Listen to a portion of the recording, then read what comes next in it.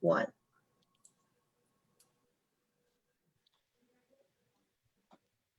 Hi, welcome to our Thursday Carroll Cash Week program.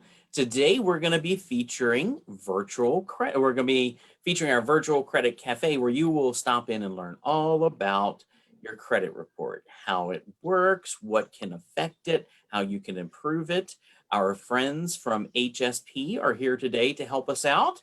But first, let me tell you just a little bit about what you can get when you stop by one of our Carroll County Public Library branches. When you stop by any of the 6 of our branches, you can stop and pick up your Carroll Cash Week take-home kit.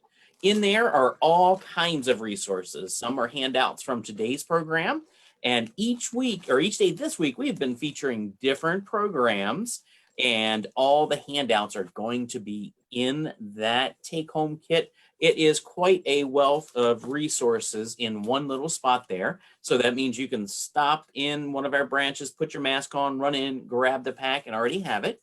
And we're also putting a link to all of our handouts in the comments sections of our Facebook pages. So we hope that you enjoy today's program. We hope that you stop by, find some of these valuable resources, and put them to use to create a better financial you. What I'd like to do now is turn it over to our friends at HSP so they can introduce themselves and begin our program. Well, thank you, Daryl.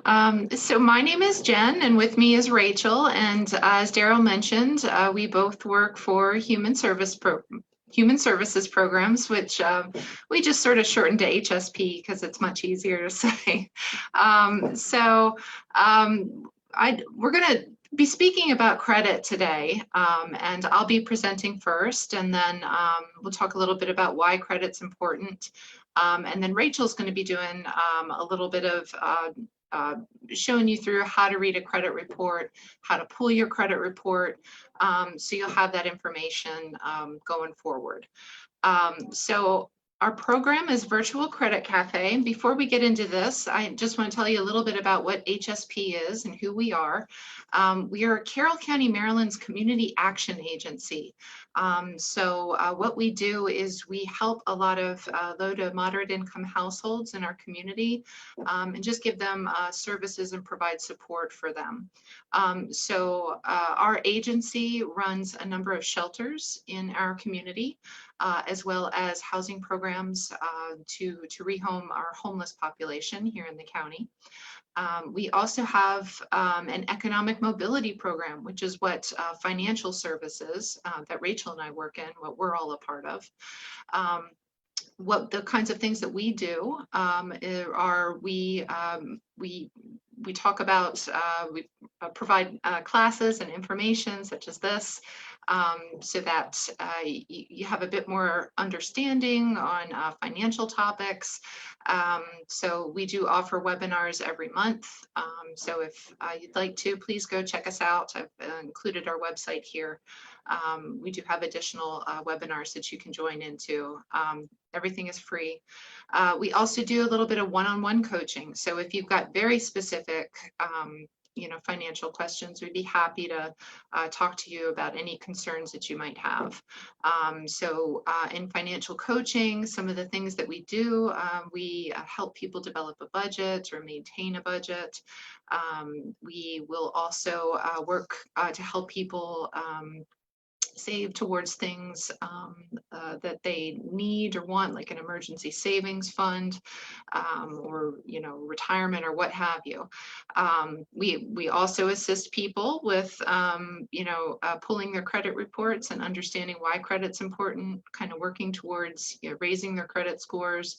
And then also debt management is a topic that we talk about a lot. So those are just a few of the things that we can get into, but it's really, if you are interested in speaking to us one-on-one, then it's really based on what your interests are and what your goals are for yourself and your financial life. So, and then in addition to that, we also run a tax site, a free tax site. So we will start preparing taxes again in January. So if your household earns less than $56,000, we would be able to prepare your taxes for free. So again, as we get closer to tax season, please reach out, give us a call to schedule an appointment. We'd be happy to get you in. So the agency also does a lot of other things, such as we run a home energy program here. So you can apply for energy assistance for a bit of a credit on your energy bill. And then we also have a family support program that works with parents of young children, ages 4 and below, to help with parenting skills and to help parents work towards maybe, a GED or language skills. So, if you do find yourself in need, or have questions about any of our programs, then please do reach out and give us a call. I've included our contact information here. And again, feel free to visit our website for a little bit more information. And I have our motto listed below there. We do like to say that we give hope, inspire change, and provide opportunity by mobilizing our community in the fight against poverty. So that's just a little bit about what we do. So with that in mind, we're going to get into today's agenda. So these are some of the topics that we're going to talk about today. And this Credit Cafe that we're doing today is based off of a lot of information and a class that was put together by the Cash Campaign of Maryland. So I want to give them a shout out for a lot of the information that you'll find here today. So some of the things that we're going to talk about are we're going to talk about what's on your credit report, what it is and what's on it. We're going to learn how to check your credit report. We'll also take a look at how to dispute errors on your credit report. So if you notice something is incorrect, we'll talk a little bit about how to go about disputing that. And then we'll talk a little bit about credit scores, understand what makes up a credit score, and how to improve your credit score if you would like.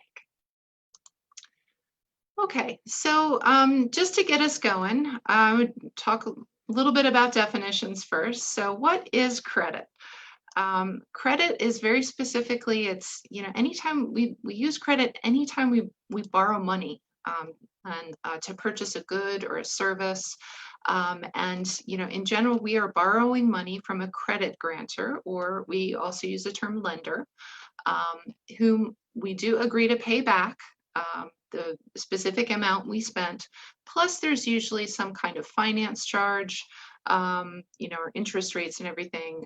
And generally there's a time frame involved with this as well, generally.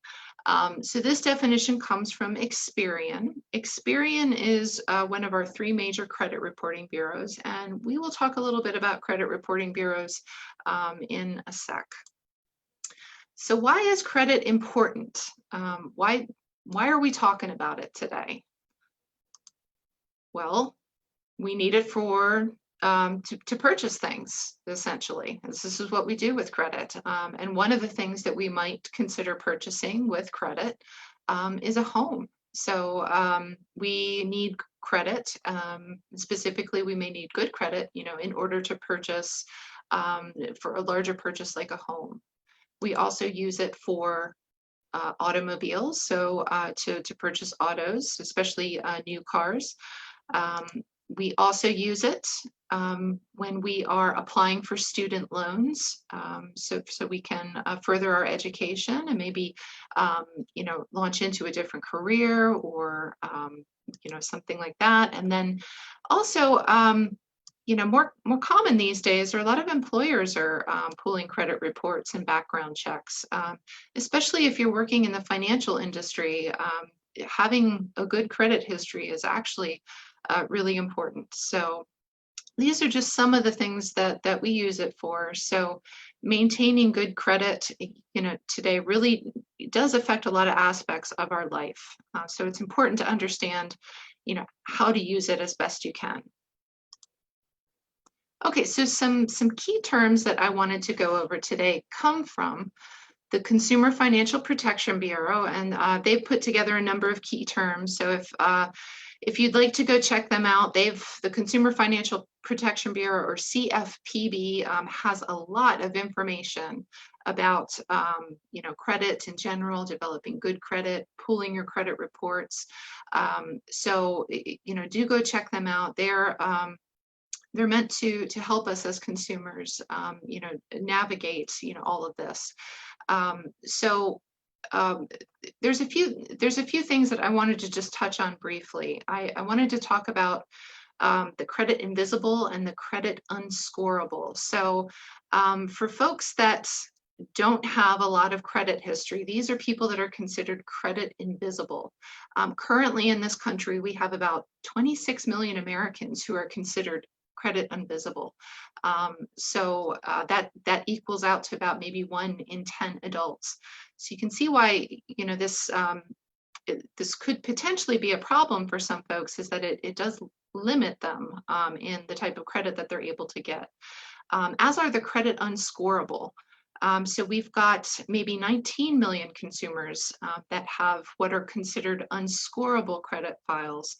And this is when there isn't enough sufficient credit history. So they have an insufficient credit history, not enough to really score their credit or make a determination as to whether they're credit worthy or not. So for these folks, it can be extremely difficult to get a loan, to be able to borrow money. So it's just something to keep in mind. People who are credit invisible or unscorable generally don't have access to quality credit and may face a range of issues, as I mentioned, from trying to obtain credit to leasing an apartment. So just the simple things like that. If we don't have any credit, it can be very difficult to do things in this country. So, all right. So there are 3 main types of credit. The first type I'm going to talk about is installment credit, and then we have what's considered revolving credit, and then open, or this can also be termed service credit. So I'll talk a little bit about all 3 of these. Our installment credit, so this is typically what we think about a lot when we think of taking out a loan. This is, we take out a loan for a very specific amount of money. And that could be maybe for a mortgage or a car that we're purchasing. So maybe the mortgage that we're taking out is for $200,000. So it's a specific amount of money. And we're going to agree to repay that money over a very specific amount of time. So maybe that $200,000 that we're taking out for the home is going to be paid over the course of 30 years. So we're going to have a 30-year mortgage.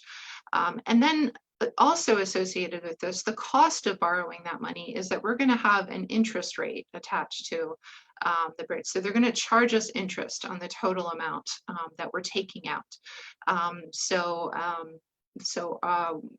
Over that 30 years that we're paying, we're going to also pay interest on this loan.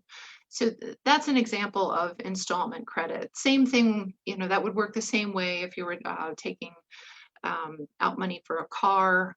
You can also use installment credit if you're purchasing furniture at a furniture store, anything like that. It's a specific amount of money for a specific amount of time, and typically there's an interest rate involved with that.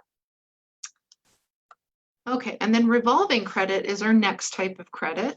And for this, this is basically an example of this. These are credit cards. With revolving credit, you have a maximum credit limit.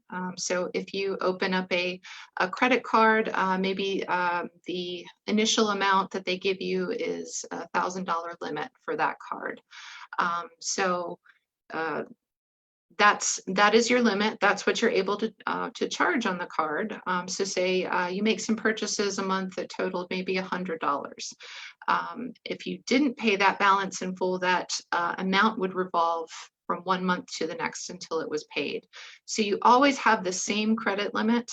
You can carry a balance, or what they call revolve the debt, to the next month if you don't pay it in full. So that's why they consider credit card revolving type of credit. And I should mention, folks, if you do have any questions, please feel free to reach out through our chat feature. Somebody will be monitoring that for me and can let me know if there are any questions as things pop up. So if I'm not clear, then please do reach out and let us know, or ask any questions that might pop up. Open credit is the last type of credit that we have, and this is also what's considered service credit.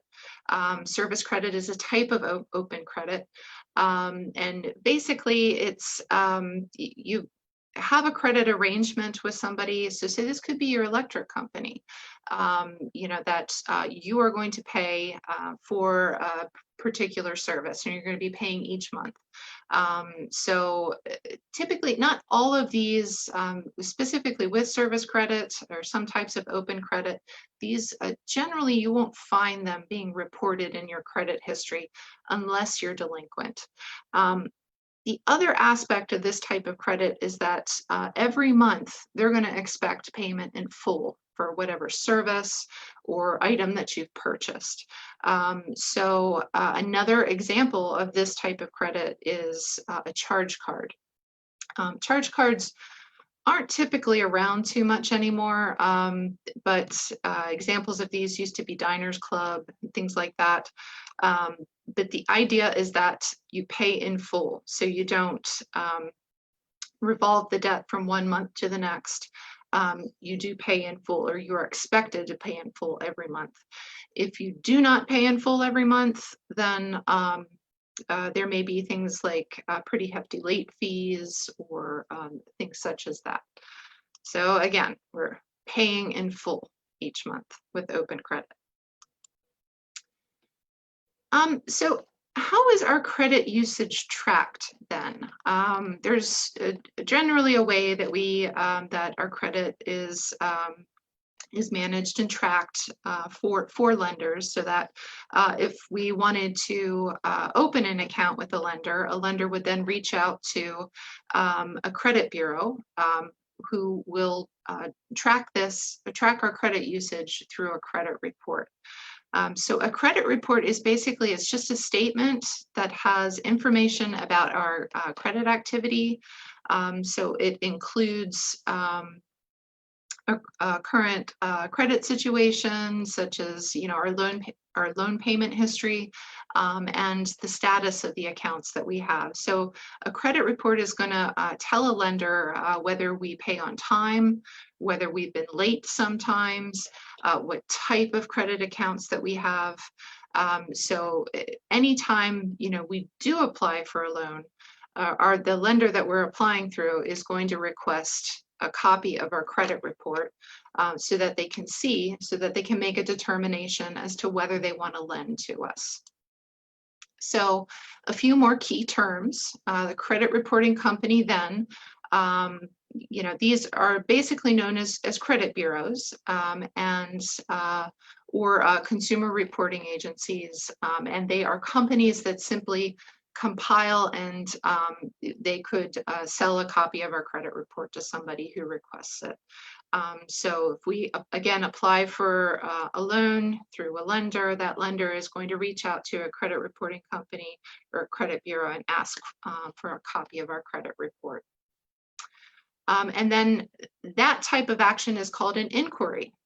So a credit inquiry is when somebody inquires into our credit, so requests a copy of our credit file. Now a lender can do that, or we can do that ourselves. And I'll talk a little bit about the two types of inquiries that we have, or that will appear on our credit report in just a few moments. So with credit bureaus, there are three major credit reporting bureaus that we have today. And these are the folks, again, who track our credit usage. So the first one is Experian, and I've listed their web address there. So if you want to search out any other information on the bureaus, you're welcome to do so. So we have Experian, Equifax, and TransUnion. These are the three major credit reporting bureaus that track credit today. Now, I will say lenders do have the option of who they want to report to. So, say you're a lender that has, you've issued me a credit card. So as I pay on that credit card, the lender is going to report my payment history to any one of the three bureaus. So they have the option of reporting to one, two, or all three of the bureaus. It's really up to the lender's discretion who they would like to report to, or if they would like to report. Most lenders, especially in the banking industry, they will do reports. Although, as I mentioned before, a lot of service credit, so electric use, maybe some cell phone companies, they won't do a lot of reporting unless you're delinquent. So a little bit of history about credit reporting in general. So back in the 1950s and 60s, credit was basically, we had a lot of local local lenders and then local credit bureaus in this country. So it started out initially very small scale. It didn't look like it looks now, where we have these three national credit reporting bureaus that lenders report to. So all of this was done on a very local level. So a local lender would report to a local bureau, and they collected the data of how you paid your bills for other local lenders in the area. So they would also take other local documents, such as any newspaper clippings. So maybe they were clipping out information about marriages, if people had been arrested, or divorces, or children that were born, and all of this stuff was ending up in our credit reports. So some of the credit reports, that you might find, maybe not a lot of information, or information about their payment history, but then again, all this other stuff as well. So as you can imagine, people were making decisions about whether they wanted to lend to somebody with, maybe not just the financial information. So what changed was in the 1970s. This was when basically credit became a little bit more national. The local bureaus were bought up by the larger bureaus, so Equifax, TransUnion, and Experian. And we had our three main credit reporting agencies emerge. So in addition to this came the Fair Credit Reporting Act, or the FCRA. And what that did was that limited the information that was the bureaus were allowed to collect in the credit reports. So they couldn't collect information on marriages and things like that anymore. It was very specific to payment history, financial information. So just to protect us as consumers. So what this also did was it gave us our free credit report every year. So again, the Fair Credit Reporting Act, which was, I believe, 1969 is when that came out, or 1970, I should say. The Fair Credit Reporting Act promotes the accuracy, fairness, and privacy of information in the files of consumer reporting agencies. So again, this protects us as individuals, by limiting what goes into those files. Okay, so how do we get a copy of my credit report, or of your credit report? Basically, I mentioned that you are allowed the free credit report each year, and you can get that from each of the 3 main credit bureaus. So there's 3 different ways you can request a copy of your report. So I'm just going to briefly touch base on these things, and you can see them there. And then Rachel's going to go through a little bit more of this in depth when I finish up. So you can request it online, and the site that you want to use is www.annualcreditreport.com. So this is very important because this is the only site that will allow you to get your credit report for free. So if you're typing in free credit report or Googling free credit report, just keep in mind, you might have a lot of other sites pop up, but the annualcreditreport.com is the only site that has been authorized to give credit reports for free.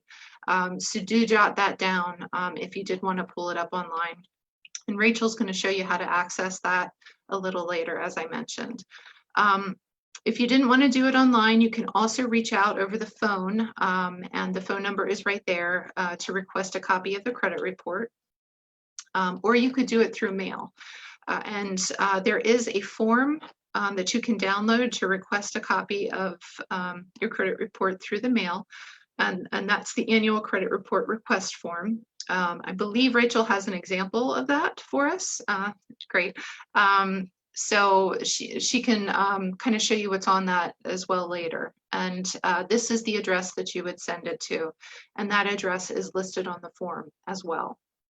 And that form is also in the take-home kit. Yes, great. The link that Thank I you, sent Daryl. out today. You're welcome. Okay, so how often should you check your credit report? So we know we get one free credit report every 12 months for each of the 3 credit bureaus.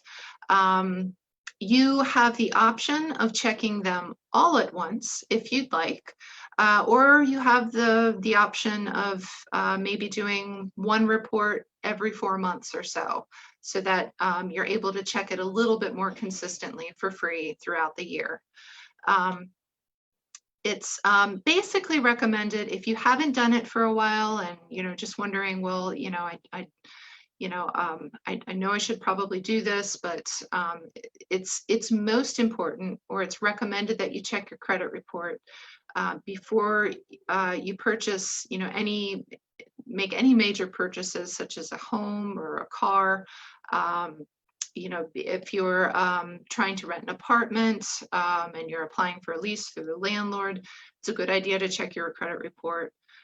Or, of course, if you think you may have been the victim of identity theft, or there's maybe some fraudulent activity on any of your accounts, I would recommend, requesting a copy of your credit report.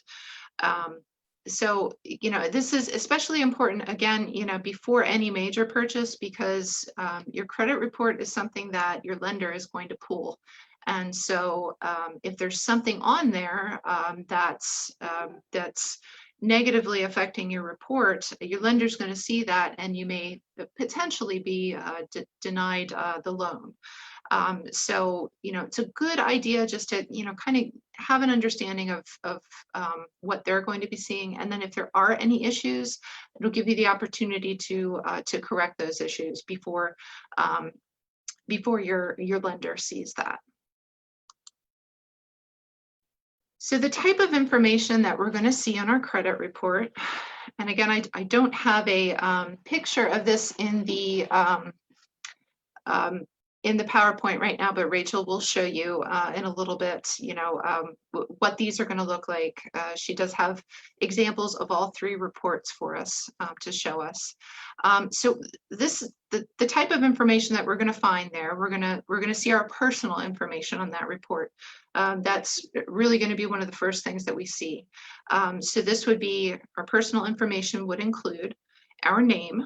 And it would be any name that you've been associated with. So maybe you got married or divorced. It would have your married name, your maiden name on there. You know, if you changed your name and went by a different name later in life, then you would see, you know, any name changes in there.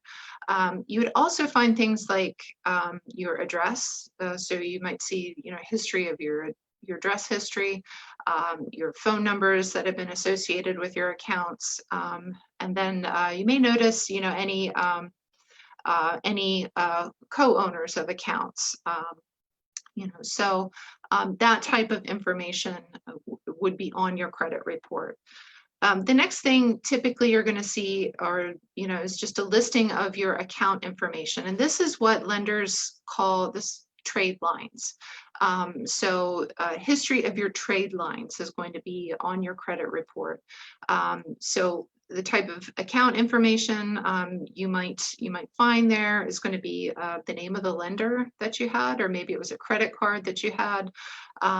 You know, it's going to be going to give an explanation as to the type of credit it was. So whether it was a revolving account, an installment account, you know, anything like that, you're going to notice. You're also going to see what the status of that account is. Is it closed? Is it still open? Was it delinquent in any way? Or you might also notice a term charged off. If an account is charged off, that means it was closed due to lack of payment. And basically, you know, if you didn't have the money to pay for, you know, say it was a credit card for a period of time, that lender will, you know, maybe issue a charge off. So they're going to write it off. They're saying, well, we don't think we're going to be able to collect on this money. So we're going to close the account and maybe, you know, send it off to a collection agent to try to, so that they can try to collect. So they're basically writing it off of their books. So a charge off, if you do notice those, they do impact your credit report or your credit score in a negative way. So it's important to kind of look out for those and see if you do have any of those on there, you may want to consider trying to resolve those. So that account status is going to be in there. And then the other thing that you're going to notice in the account information is going to be a payment history.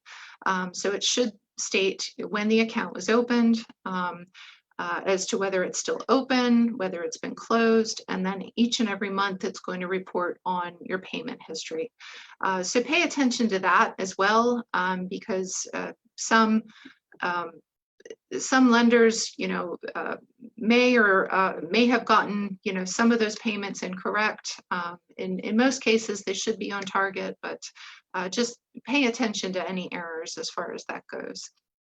The next thing on your report you'll notice are inquiries. And as we mentioned before, anytime you're inquiring into your credit report or credit history, you're making an inquiry. And this can be done by either you or another lender who's inquiring into a copy of your credit report. So there's two types of inquiries. One is considered a hard inquiry and one is considered a soft inquiry. A hard inquiry is when you're making an official application to open a type of loan or a credit card or anything like that. You're making a hard inquiry into a loan. So your lender is then from there with your signed application, they're going to take that application and then they're going to look into your credit report. So they will do that by reaching out to the credit bureau and inquiring into your report. A hard inquiry will drop your credit score just a few points as they're looking into it. And the reason this happens is because anytime you request a loan or an extension, you know, of money, essentially, you know, it will negatively impact your score because if you're doing this too often, they don't want folks doing this too often, is because it does, you know, kind of look bad in a sense, like you're inquiring into too much debt. you need too much money. So that's the reason why you will notice your score drop a little bit. And in general, this is a few points. But if you're trying to, apply for multiple different types of things, then this could severely impact your credit score. So just keep that in mind. In general, there is a grace period if you're kind of shopping around for a good loan. You have a certain amount of time to do that shopping. So that's typically maybe 30 days or so. And any looking around that you do, I would say it would be anywhere between 2 weeks to 30 days. Any amount of looking around that you do for different types of the same loans, to say it's a mortgage, that is only going to impact your credit score once. But if you say, apply for a type of loan or mortgage, and then decide, well, I'm not really sure I want to do this, and maybe 2 months later you go through, you apply again, then that is going to hit your credit score, drop your credit score a second time. So just be aware, there is a limited amount of time before it starts really racking up points on your credit score. The second type of inquiry that we have is what's considered a soft inquiry, and that is something that is not going to impact your credit score. And with a soft inquiry, these are things, so say if you are inquiring into your credit history and you're requesting a copy of your credit report, this won't drop your credit score, and other lenders won't be able to see this. So that's important considering too. The other type of soft inquiry you might notice on your credit report is if somebody is trying to pre-approve you for a loan. So typically maybe the bank has sold your information to another lender. They think they might be able to offer you something, so they do a soft inquiry into your credit report to see that to pre-approve you for something. It's not an official extension of a loan. However, they've pre-approved you until they do a hard inquiry later. So again, a hard inquiry is going to drop your credit score just a few points, and then a soft inquiry won't impact your credit score. Okay, so then the next thing you may notice on your credit report would be any items that are in collections. So if you weren't able to pay on a credit card or another type of loan, and that lender did charge off the account and sell it to a debt collector, then you would notice this would show up on your credit report as a potentially negative item, is the terminology they use. So these would be things that are in collections. And a collection agent, typically there's going to be the name of the collection agent there, and then the date that it went into collection, and how long it's been there. So you will also notice maybe on your credit report that after a period of time, these negative items do, typically there's a statute of limitations on them. So, and that statute of limitations, or the time that that lender might be able to sue you to collect on the loan, is anywhere from about 7 to 10 years. So you may notice on the credit report, it'll say, when the end date, when that will come off your credit report. And that's when the statute of limitations ends for that particular type of loan. The other thing that you may notice on your credit report is anything, any public record information. So this is, if somebody had opened a lawsuit against you in order to collect on an amount of money that was owed. So, maybe your original lender took you to court, to collect on what you hadn't been able to pay for your credit card bill. So this, you may notice on your reports, if there's been a judgment against you, that would be in the public record information. And then the last thing that you'll notice on the report is going to be the creditor's contact information. So, and that's important because if you do notice any errors in any of this, you can reach out to that creditor and try to clarify or get that stricken from your report or adjusted in any way. So those are the types of things that you will notice on your credit report. And then if you do notice that there's been an error in reporting, and typically there's basically 3 common types of errors that you may notice. That would be errors that involve your identity. So maybe they got your name wrong, or it was misspelling, or maybe that could have been you were the account holder of one and they had you added as a secondary account holder. So you may notice, I would, double check any identity errors.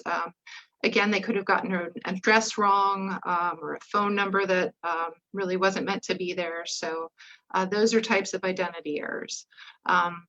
Incorrect reporting of account statuses may be on there as well. So again, you may want to pay particular information to the payment history that's on there, whether they've reported that you paid on time or not. That's a fairly typical error that may be on there. Whether an account is open or whether it's been closed. And then balance errors. So there may be, you may notice one of your accounts says, there's a past due balance, but you know that you've paid that in full. So that's a type of balance error. If you do notice any of these errors, then please be aware you do have the right to dispute any errors that you see on your credit report. And I'm going to talk a little bit about what that process will be.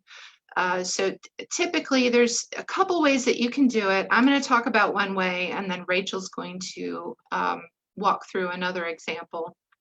The one that I like to use the most is just simply mailing a letter to the credit bureau requesting that they open a dispute, or saying that I am disputing something that I find on my credit report. So in that letter, I'm going to show you a copy of a letter, but in general, the letter should point out what you think is wrong, why you believe it's wrong, and it should include some supporting documentation that proves that it's wrong. So essentially, these are the 5 steps that you want to use when you're disputing items on your credit report. You want to inform the credit reporting company in writing, so that what you think is inaccurate, and you want to, as I mentioned before, include those supporting documents. So it's important that it's in writing, or that that you can record the date of the dispute and everything. It's not something in general you could attempt to request this through the phone, but I think in writing is preferable, just because it does give you a paper trail, so to speak, of the dispute that you initiated. So if for any reason you weren't able to resolve the dispute and had to take this matter to court, that you do have proof of everything you tried to do to get it off the report. So I do recommend that it be in writing, but there are other ways that you can manage a dispute as well.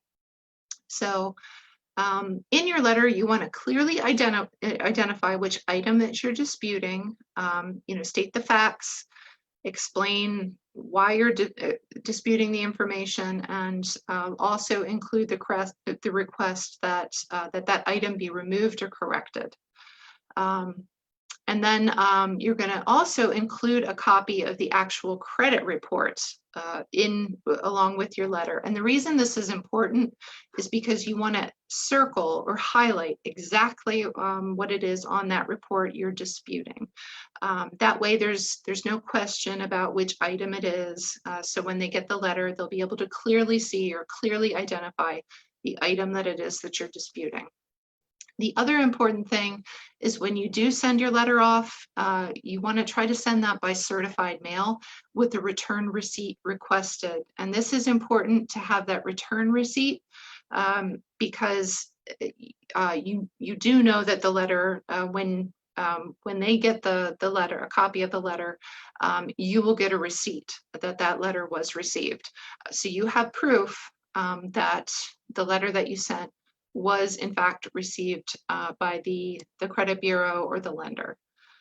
And then the last thing is you want to make sure that you're keeping copies of the dispute letter, a copy of your credit report that you sent, and any of the enclosures that you use to prove that the item on the report should be removed or corrected. Okay, so in your dispute letter, and this is a copy of a dispute letter from the Consumer Financial Protection Bureau. Again, they have a lot of great resources that you can use. You know, so this is an example letter that you're welcome to use. And I do not believe we had one of these included in our take-home packet, so I can definitely email this out to anybody who is interested. You're welcome to get in touch with us and to get a copy of this, or you can just head to the Consumer Financial Protection Bureau's website, and that's cfpb.org, and request or look up a credit dispute letter, and you'll get a copy of this.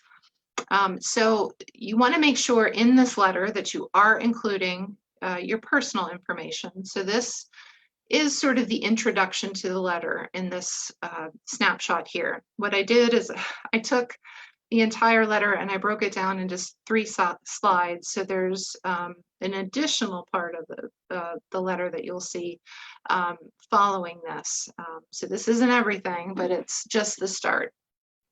So include your personal information in the introduction. You want to include your complete name. If there is a report confirmation number located on the credit report that you pulled, you want to provide a copy of that on the letter as well, so that they know exactly which report you're referencing. You also want to include some of your identifying information. So some of the companies may request this, and that may be your date of birth, your current address, and then your telephone number. You want to, if your address is different, so say you have a mailing address, you want to make sure that you're including a return address or mailing address if you don't want them sending it to the address that you've provided as part of your identifying information. Always put the date on your letter so that you have a record of when it was sent. And then it also includes the address of the credit reporting company that you're sending the letter to. So if it's an issue that you've had with an Experian, if you're disputing something on your Experian report, you want to make sure you're sending that off to Experian. Okay, the second part of the report, or the dispute letter is you want to state that you are writing to dispute the following information that appears on your consumer report. So there may be multiple things that you're disputing on your report. So you want to clearly identify if this is the first dispute you have, you want to list out, and make sure that you're labeling it dispute number 1.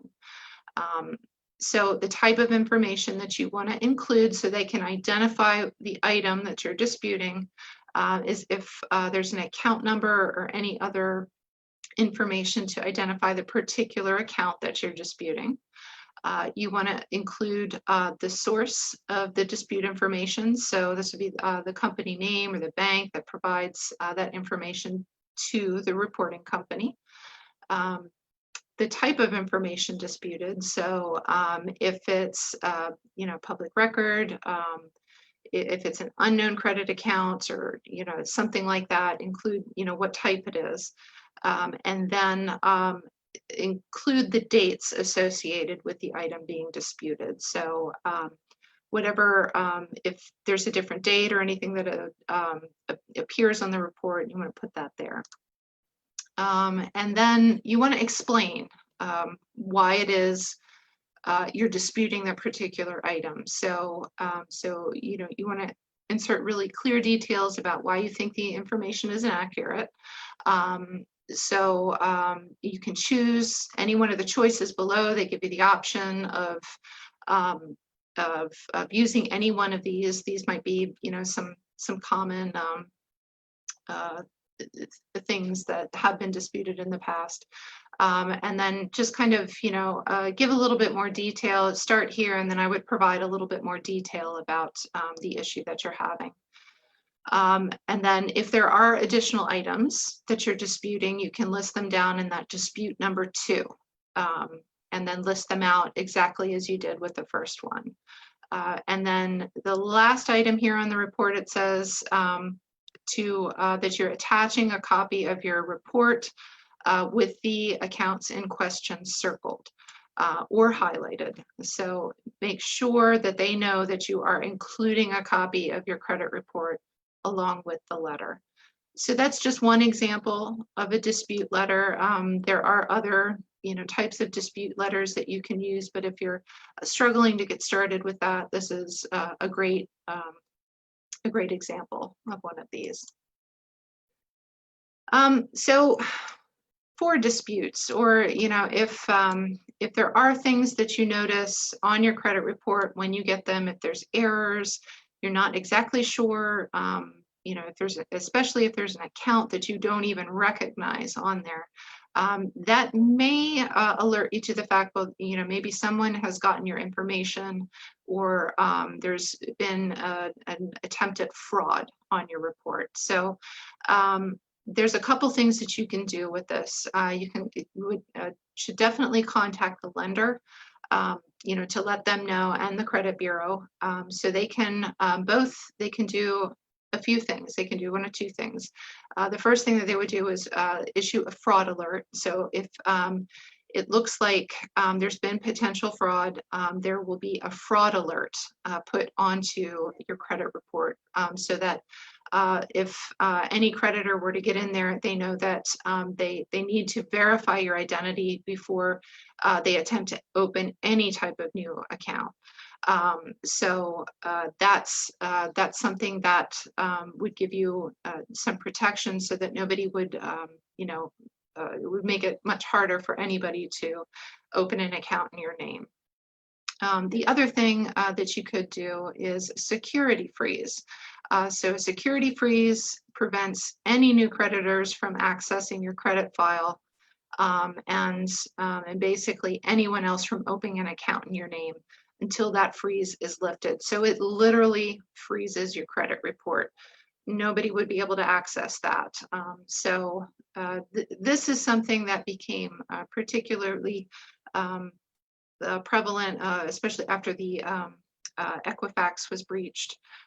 So it's not a bad idea if you're not, you know, considering opening any new lines of credit, any new credit cards. If you don't have, you know, anything that you're really in need of, you might want to put a security freeze on your account, just in case any of these bureaus were to be breached again, which is sadly in this day and age pretty commonplace. So just that there are breaches. So the other level of security you could use is, especially if you have noticed fraud or a breach on your account, you may want to consider a credit monitoring service. Typically, this is something that is going to cost you, but somebody would essentially monitor your credit, and you know, keep an eye out for it. Now, this is something that you could do yourself. You know, if you know, you're vigilant and requested a, you know, report every few months, but definitely if you have noticed activity and didn't want to wait every few months to see what was going on one of your accounts, then you may want to consider credit monitoring. You know, some banks do offer this for free. Equifax, I believe, was offering it for free for a time. So again, this is something you may want to consider if there has been a breach or fraud on your account. So little known facts. So these are things that let's see, I may have previously mentioned. I think I did mention that soft inquiries do appear on your report, so lenders cannot see that. Also, before you request a copy of your credit score, typically there's going to be, whether you're requesting this online or over the phone, there's going to be some security questions that they'll ask you. And some of these security questions are meant to stump anyone that could potentially be getting into your account. So it may ask you about a mortgage that you opened in 2007, and you may be scratching and say, well, I never opened a mortgage, so I don't know what they're talking about. Don't panic.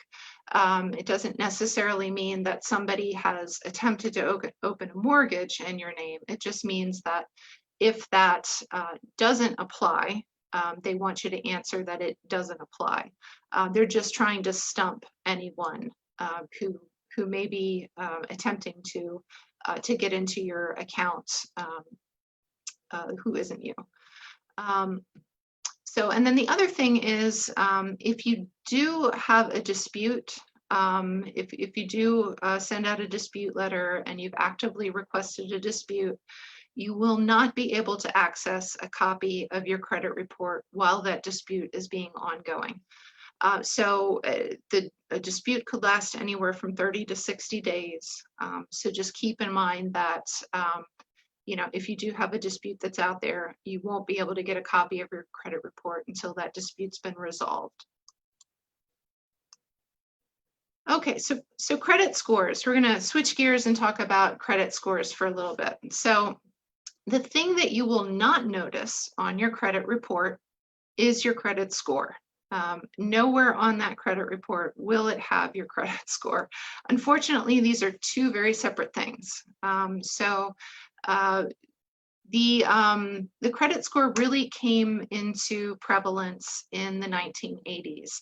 It was around a bit earlier, but this was really developed as a useful tool for lenders in the 1980s. So it became much more mainstream. So the credit score basically is just, it's a number based on the analysis of your credit report. And that number represents your credit worthiness. So the higher the credit score means the more excellent your credit. If you do have a lower credit score, and we'll get into the types of scores that are out there, then that would mean poorer credit. So that credit score was developed really as an easy means just to make a very quick decision about what type of loan somebody might be able to get. So it's meant to be easy for the lender to understand what type of loan they might be able to extend, or what type of interest rate, or whether that person could qualify for a loan. So typically the credit score is one of the first things that the lender is going to see, and then they're going to do a deeper dive into your credit report. Now, we can get a copy of our credit report for free, but does anybody know if we can get a copy of our credit score for free?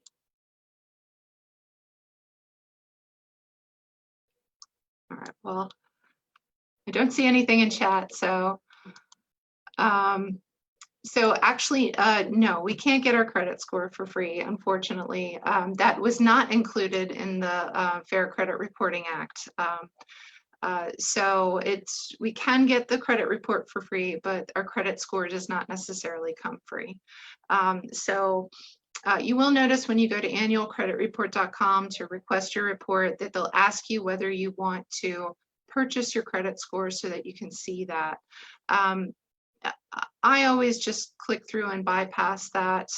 There are other applications where you can get your credit score for free.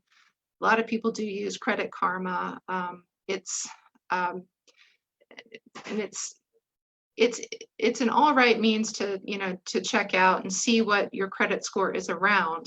But the type of credit score that's used through Credit Karma is a Vantage type score. And we want to pay more attention to the FICO scoring scale. And I'll discuss that in just a moment here. So this is an example of the FICO scores. So this actually gives us a little scale here. So as I mentioned, the higher your credit score is considered very good or excellent. And then anywhere between 680 and 699 is what's considered a good credit score. And then 620 is 679 is average. And then the lower scores are listed here. Do keep in mind that the US average credit score is around 678. So 678 is the average. So you can kind of see where you may fall in this range. And again, this is a breakdown of your FICO score. FICO is short for Fair Isaac Corporation, and this is the most commonplace score that there is. It's really the one that banks pay attention to the most.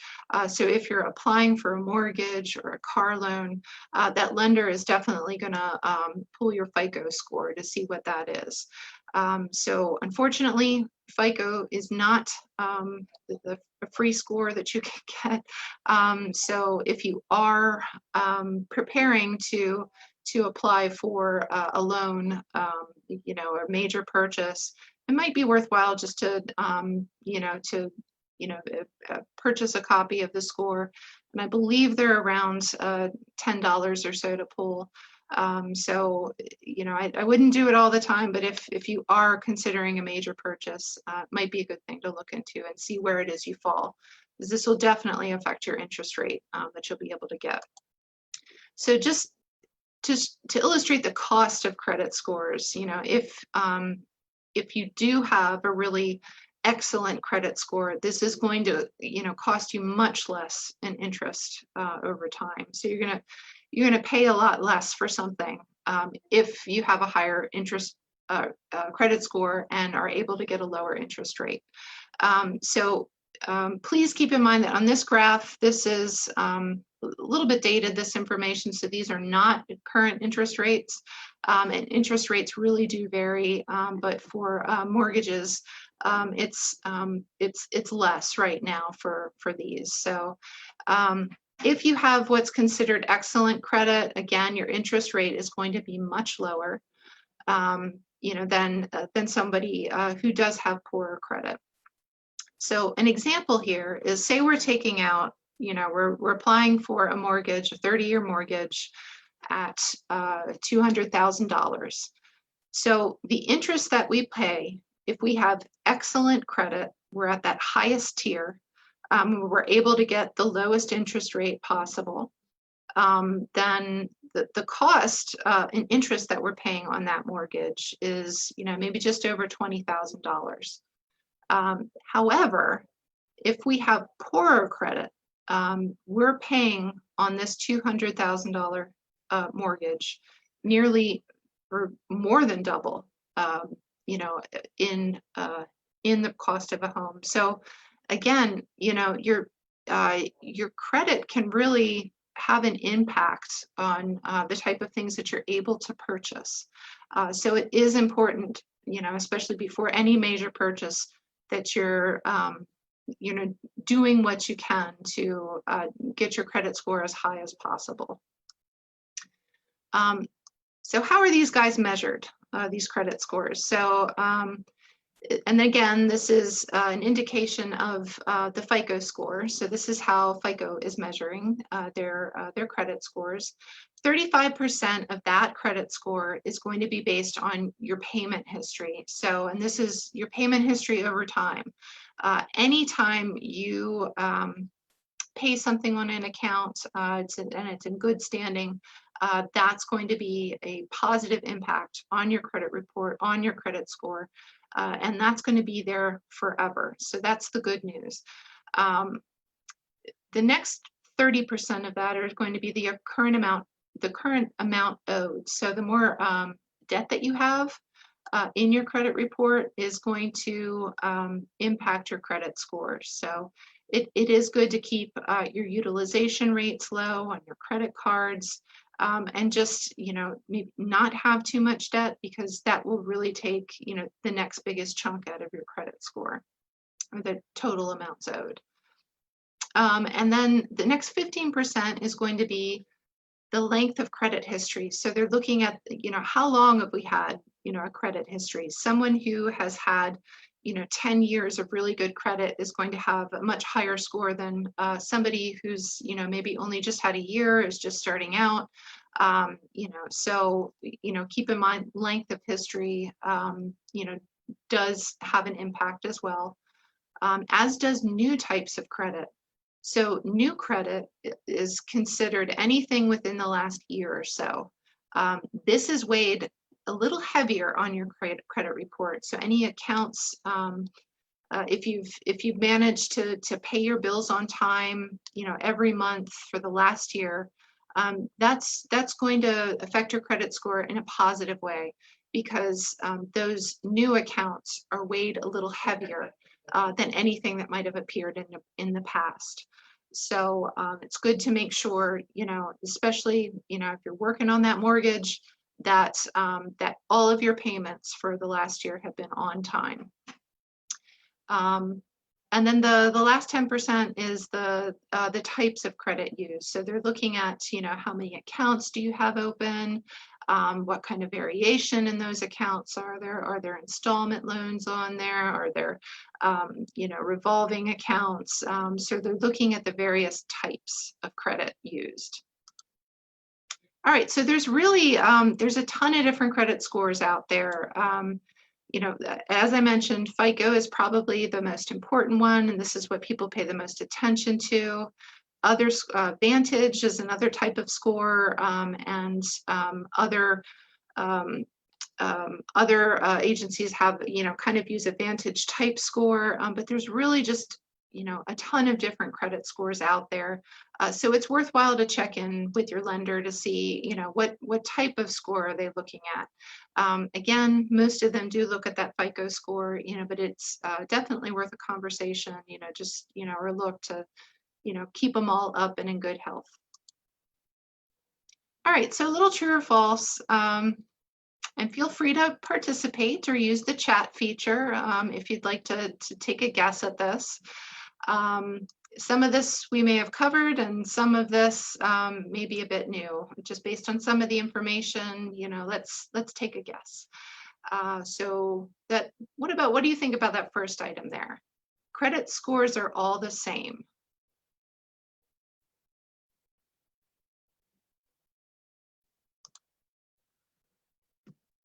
All right, so yes, we got an answer for false. That is correct. Yeah, so credit scores are not all the same. So thank you for weighing in on that.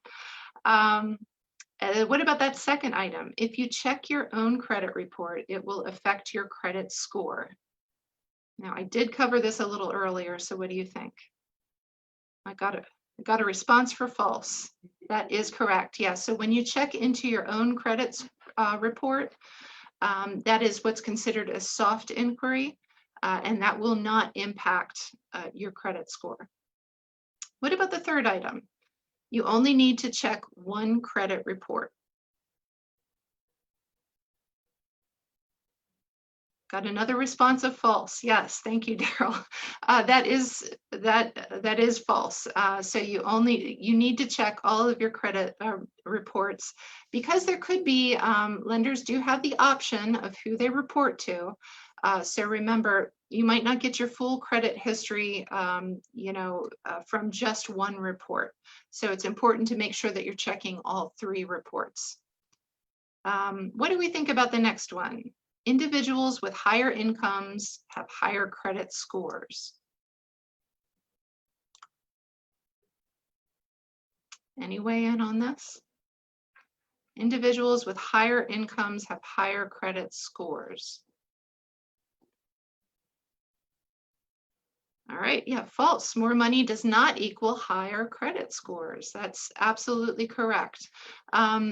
I want to point out too, in nowhere on your credit report, is your income reported. And just because you have a higher income doesn't necessarily mean that you handle your money all that well.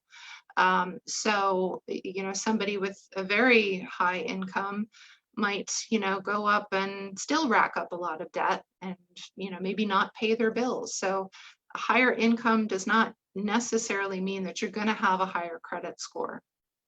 What about that fifth one there? You should refrain from any new credit while working on a mortgage.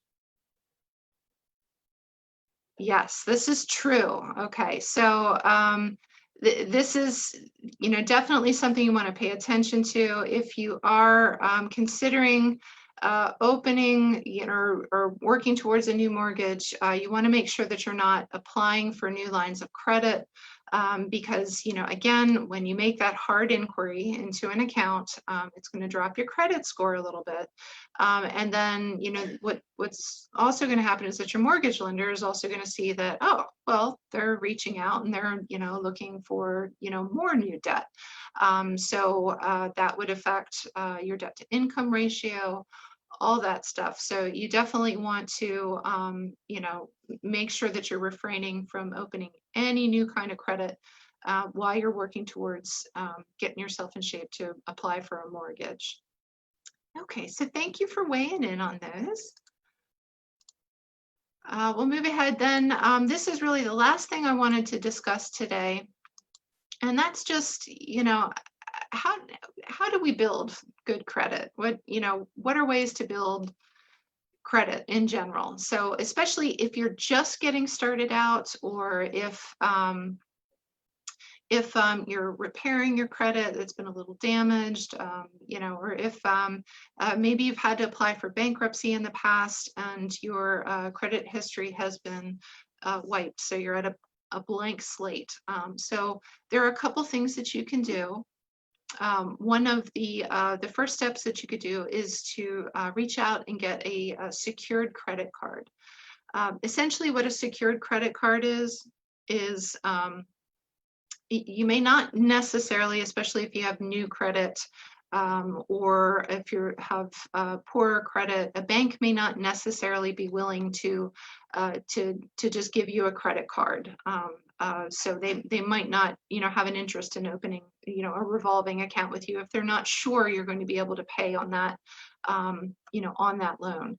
So you could apply for a secured credit card, and these are a little easier to get because what you're going to do with this credit card is you're going to put down a deposit, and that is going to say the deposit basically could be anywhere from maybe $50 to up to $250. Maybe for some of these cards it's a little bit more, but what you're doing is you're securing the card, because if you were to make a late payment or not pay at all, then the lender would be able to take that deposit and use it to pay off the portion of what you didn't pay.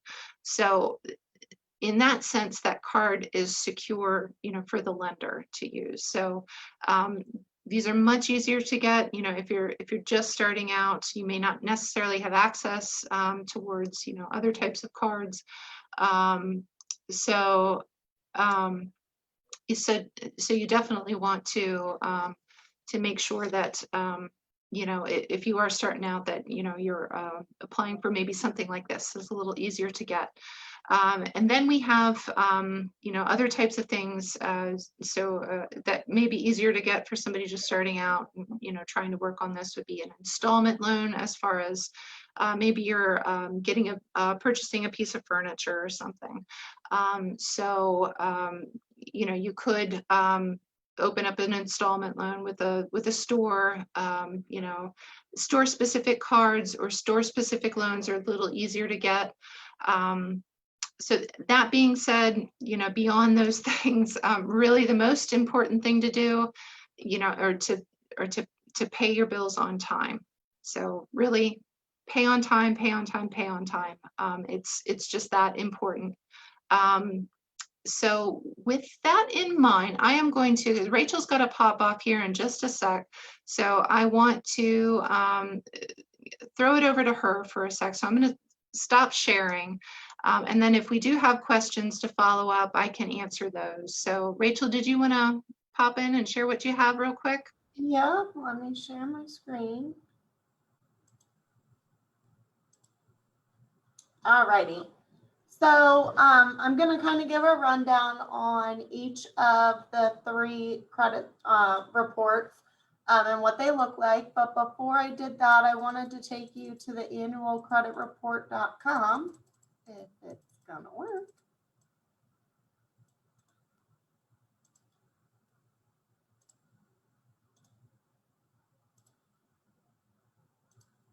And this is what that looks like. If you go to annualcreditreport.com and you can request your free credit reports. And basically what it'll do is have you fill out the form. You'll have to answer, put all this information in, verify your social security number. Hey, Rachel, real quick, Rachel, I apologize. We're still on the PowerPoint, so I think you would need to share your screen for, Again. Yeah. Let's see here. Yes, you would need to stop sharing the screen for the PowerPoint and go to that. I just sent you a message in chat about that too, sorry. The chats aren't popping up for some reason. All right, there we go. Can you see that? Yes. Cool. So once you get to annualcreditreport.com, you go right here up to the top and you click request your free credit report. And it'll have you fill out your first name, last name, date of birth, social, your address, previous address if you haven't lived there for 2 or more years. And then once you continue forward, that's when it'll take you to the steps like Jen said, and it'll ask you kind of those personal questions. So you kind of have to remember, because it doesn't really give a time frame of how far it's going to go back. So if you've had credit for a long time, it could go pretty far back, and then you have to sit there and remember it. And then once you get through that point and you verify your information, it'll let you choose if you want your credit report from Experian, TransUnion, Equifax, or all 3. So I just wanted to share that for a second.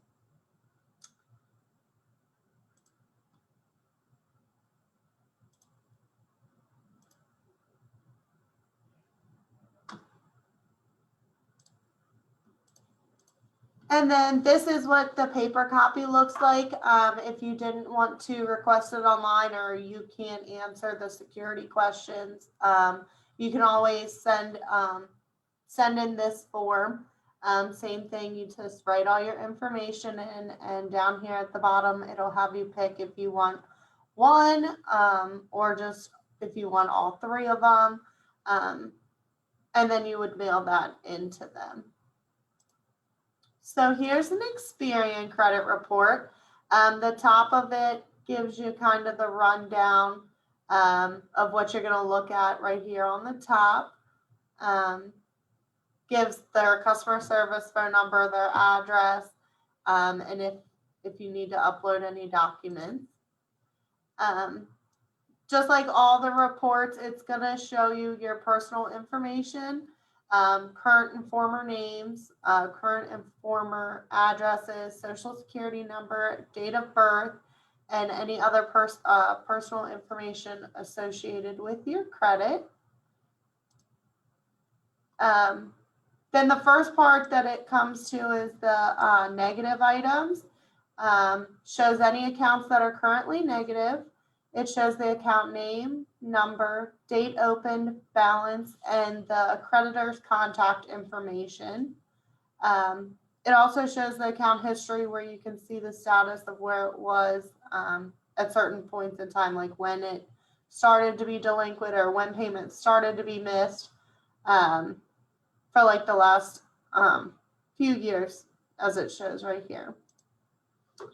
And then it goes on to accounts in good standing. That will show any accounts that are currently paid on time, and these stay on your report forever. Same thing, it shows the account number, the account name, the date opened, the balance, and the creditor's contact information. And it also shows the account history and its different statuses. And then if you wanted to, Experian allows you to dispute online.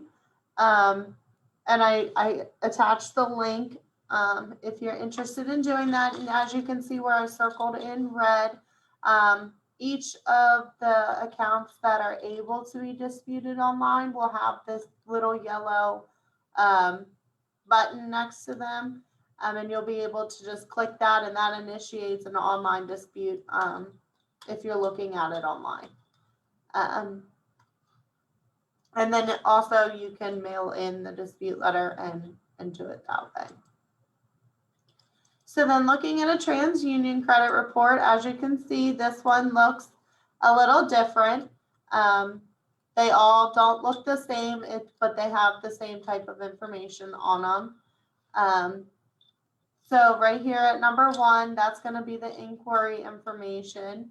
On every TransUnion report, the inquiring person's name shows up there.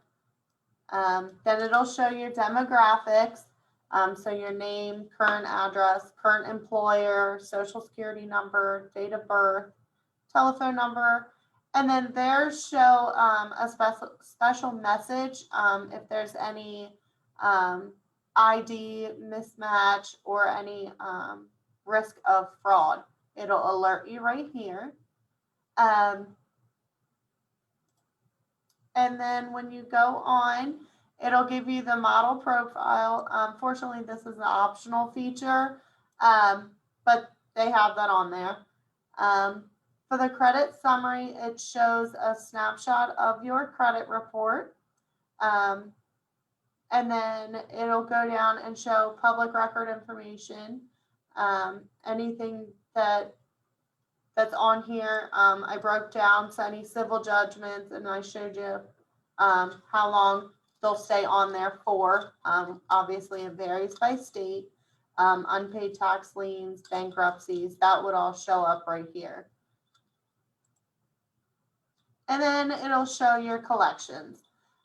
It's going to show anything that has been transferred to a professional debt collecting firm. Collection information includes the name of the collection agency, providing information, the account number, the kind of business, and the TransUnion assigned reporting subscriber number. And then lastly, it's going to show the trades, which is a ongoing historical and current record of your buying and payment activities. The trades are available and sorted by most derogatory, followed by the date verified, or vice versa. Payment pattern is available, displaying either 12 or 24 months. That is an online feature. It is free, but that's not going to show on a paper version. And then you'll get your inquiries. All the hard inquiries that you apply for are going to show up here. Then the consumer statement. This is going to be an explanation of facts or conditions that affect your profile.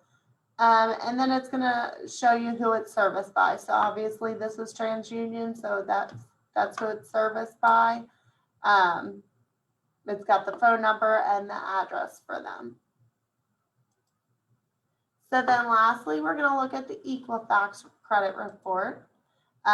Once again, looks definitely different than the first 2 reports that we looked at. When you first look at your report, it's going to have like a summary section, and it's going to show you a description of the different sections and what information is going to be obtained in those.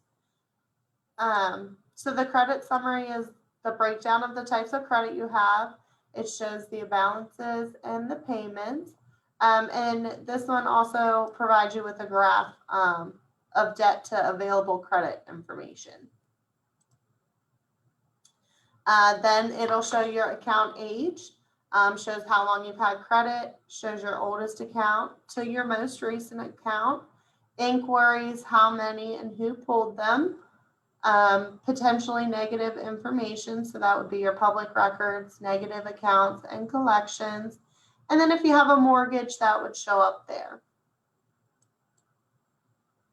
Then it moves on to your installment accounts. And as Jen mentioned, these are the credit accounts where there is several payments and payment amount set in place. So like your car loan, it's going to show in this section the open active account. Just like the other two reports, shows the date opened, the balance, the date that it's been last reported, the account status, and contact information. And then it also will show information regarding the terms of the loans. So for this one, for example, is 120 months, and it's due monthly.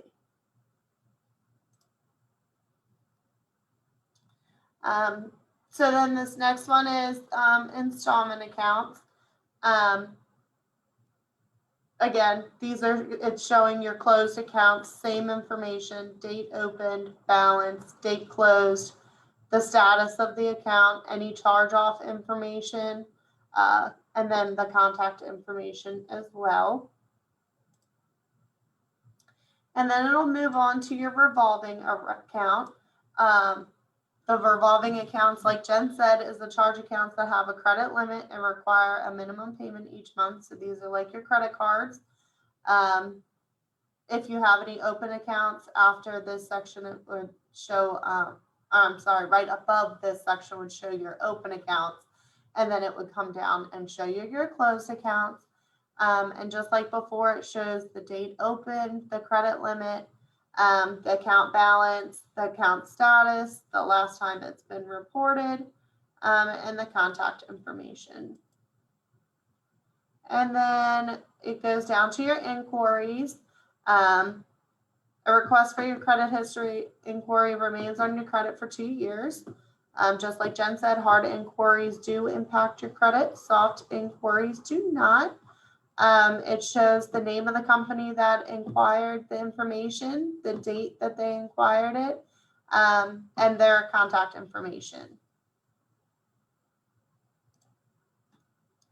And then it'll show any accounts that you have in the negative. It's going to show you your open accounts first, the name of the company, the payment information, and when the account went into the negative. And then it's going to show the negative accounts that are closed accounts. And that's going to provide you with the name of the company, the payment information, the charge off information, when the account was charged off. And then it's going to show anything that you have in collections. Collections is the account that's been turned over to the collections agency by one of your credits because the account has not been paid as agreed. It's going to show you the name of the collection agency, their address, the date it was reported, the creditor's name, the original amount that you owe, the date of delinquency, the balance date, and the amount due. And then it's going to show your public records, and these are your bankruptcies, liens, and judgments. And then theirs shows your personal information towards the end. It's going to show your name, social security number, current previous addresses, and current and previous employers, just like before on TransUnion and Experian. It's also going to show if you have any active alerts, and it's going to provide you with the information of how to do a dispute if you needed to dispute anything that you saw. And that's all I have. And I will send it back over to Jen. Okay, thank you, Rachel. It's definitely good to be able to like get a visual of what the reports look like and just Yeah, they're have an all understanding. Yeah, they are definitely. So thank you so much. I know you got to pop off here shortly, so I'll say goodbye. Thank you. All right, so then that pretty much wraps up our presentation. I did want to share my screen again with you real quick because I did have some contact information there. If you'd like to reach out to us, I wanted to give you our contact information so you had that. So let me scroll down to this here. And we will, let me pop this up for us. Oh, all right, so there we are. Oops, let me go back. So again, my name is Jen, and Rachel just popped off. So if you have any questions and would like to reach out to us, this is our contact information. We'll be on for a little bit here, see if there are any questions that do pop up. So you're welcome to either chat them or feel free to unmute yourself and speak up if you have anything. Or if you'd like to just reach out to us through email or over the phone, we can definitely have a more individual conversation at that point too. So I just wanted to say thank you so much for attending. And we hope to see you tomorrow. If you missed any of our previous programs from earlier this week, Daryl, I believe they're all on Facebook and YouTube. Is that correct? They are in both spots. They're on our Facebook pages and also our YouTube channel. Great. But you can go back and view them. And today it's a lot of information to take in. I know. So I encourage you to go back, take a look at it, and kind of stop, start. So that way you make sure you have an understanding, especially when you're showing those different credit report styles. Yes. That way, if you're trying to analyze it with one that you have in your hand, it might be helpful to do that. I don't see any questions in the chat here. I'm not sure if there are any on any of the other pages right now. We're taking a look at that. But none on Facebook Live right now either.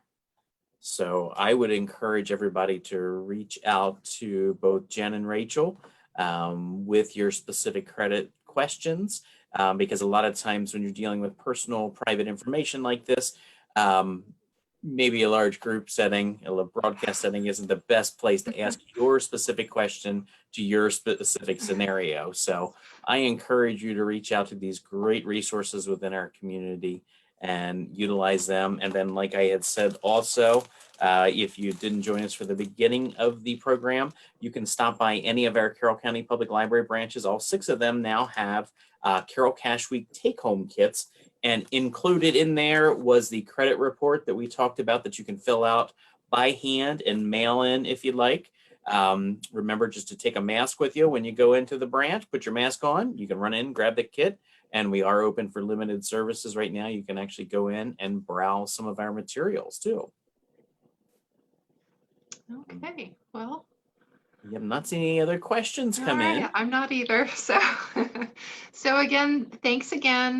Daryl, thank you so much as always for hosting and, and we've got more exciting games tomorrow that we'll be playing, and that's at noon, right? That is at noon tomorrow. Our final program during Carroll Cash Week is going to be our Financial Fun Friday, where we're going to have financial bingo, doing all kinds of fun things. So it's enjoyable for kids of all ages, not just us big kids. So we encourage you to come tomorrow also, or go back and look at our programs when you have a moment as well. So we thank you for joining us. And Jen, we thank you. I learned something every program I sit on. Good. I did well on the little true false quiz. I was very impressed. I was paying close attention to all that. And it might be the best I've done on a test in a long time. Oh, I doubt that. Well, especially when you get older, some of your tests are more like the cholesterol test, your eyesight test. So it feels good. It's a good boost to my persona when I can get a very good high score on a test. So I appreciate that. Glad I was able to help out. Yes. Excellent. All right. Well, thank you all again for tuning in, and we will Thank see you. you next time. All right. Thank you. Take care.